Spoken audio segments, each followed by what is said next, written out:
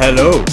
Okay, one of my anticipated movies of the year, a prequel to a movie that I absolutely love, that took me by surprise, and that is A Quiet Place Day One, an apocalyptic horror film directed by, this time, a Michael Sarnoski, who also directed Pig. I've yet to check that out, but I've heard a lot of good things about Pig.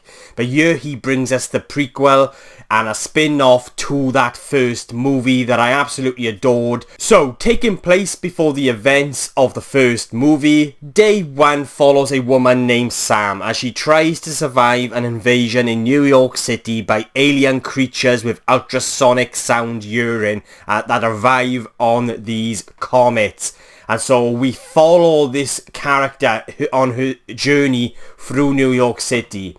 And what I'm going to start off with saying, just like with that first movie, emotionally, this was a very powerful film.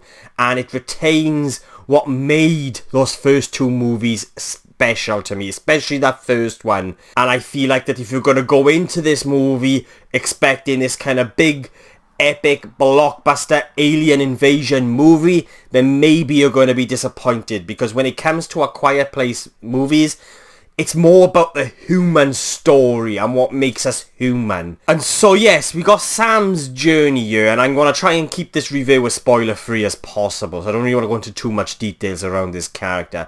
But she's on this very emotional story which, you know, reflects the end of the world in a way that is very human, is very grounded. Like, the world is ending, but for this character of Sam, her world is ending in a very different way, and she's sort of trying to recapture sort of her past life and sort of recapture what it is, what it means to live. And it's this kind of very emotional story that she goes on. It's very powerful, but what really elevates this story is the fantastic performance by Lupita Nyong'o. I think that's how you pronounce the name. Apologies if it's incorrect.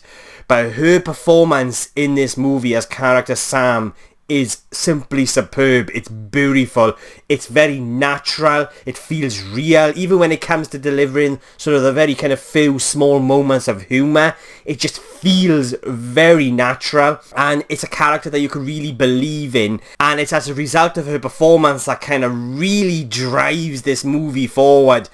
And it's her story that is, for me anyway, the most compelling aspect of this film. And it's, again, it sort of goes back to sort of those previous two films where it's always that kind of human story, whether it be the family unit, the family dynamic.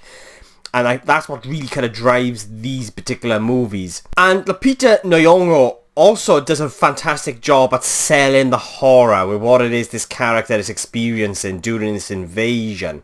But at the same time, what her performance does, along with how this movie is directed, with sort of that kind of contrast of following this very human story and with what's going on in sort of the wilder, you know, the bigger picture, basically, with this invasion that's going on.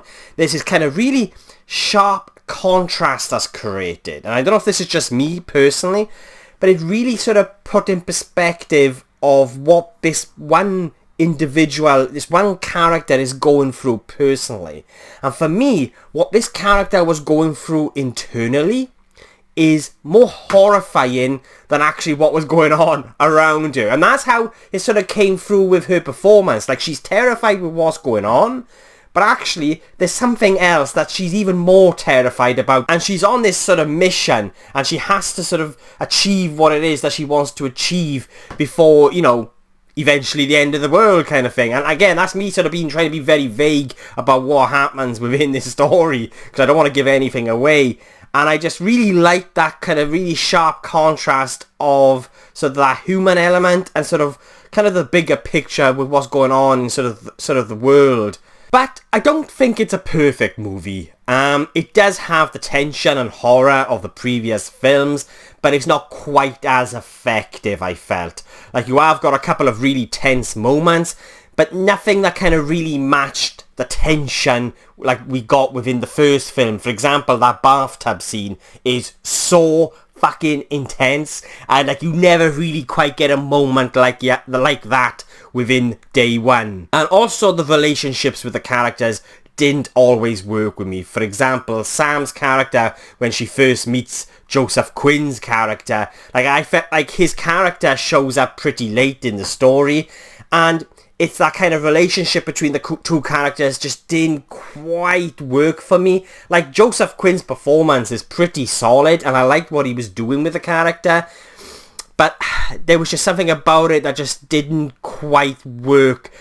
But I always remained locked in because the story that I was following was Sam's story, and that was the reason why I always remained locked in and why it emotionally worked for me.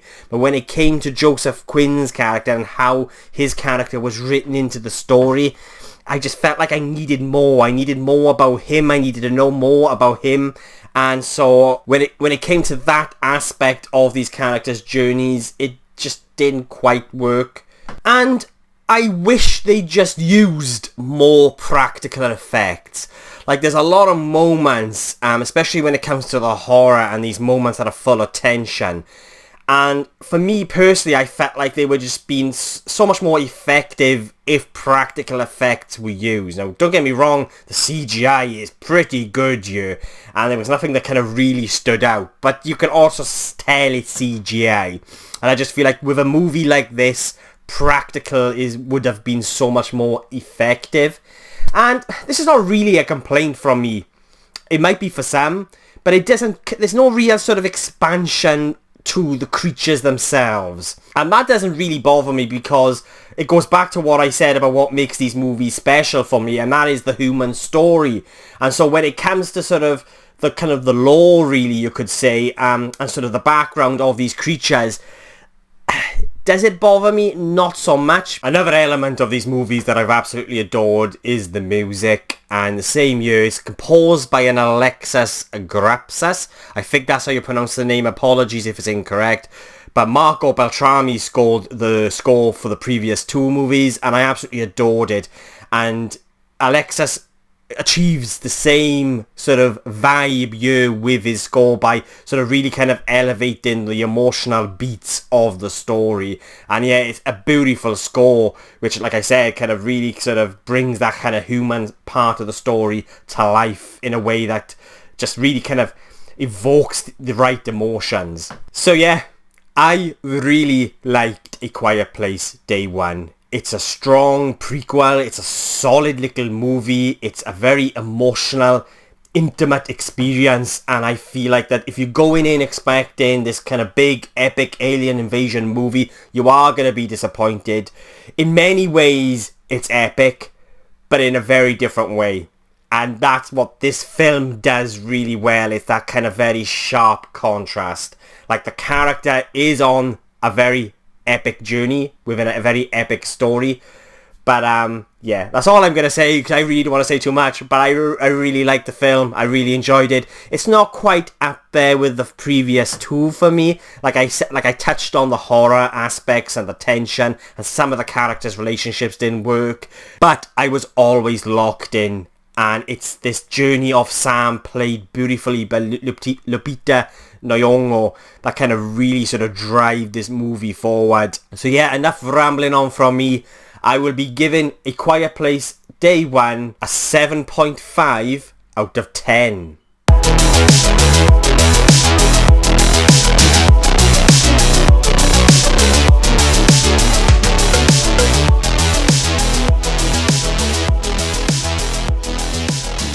So yeah, they are my thoughts on A Quiet Place Day One, but what did you guys think? Did you love it? Did you hate it? Did you agree or disagree with anything I've said? Then please let me know in the comments below, and let's get discussion going. And if you've made it this far into the video, thank you so much, I really do appreciate it.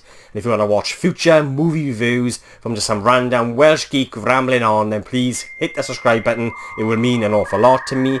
My next movie review, which releases next weekend, will be for Maxine, the conclusion to Ty West's trilogy that he started with X, then Pearl, two movies that I absolutely adore, and so yeah, I'm really looking forward to Maxine. You've also got the anniversary release of The Mummy as well that I'm hoping to check out, and I will do a retro review for the channel. I'll always remember The Mummy coming out back in 1999, but I never got around to watching it in the cinema. My first experience of watching The Mummy was actually on a rental VHS, so I really want to check it out on the big screen. You've also got a number of releases this weekend as well, with Kind of Kindness. You've got Horizon, which is a western, and so if there's any particular movie that you would also like to see me review before Maxine, then please let me know in the comments below, and I'll do my best to get around to watching it and reviewing it for you guys. But yeah, that's it from me.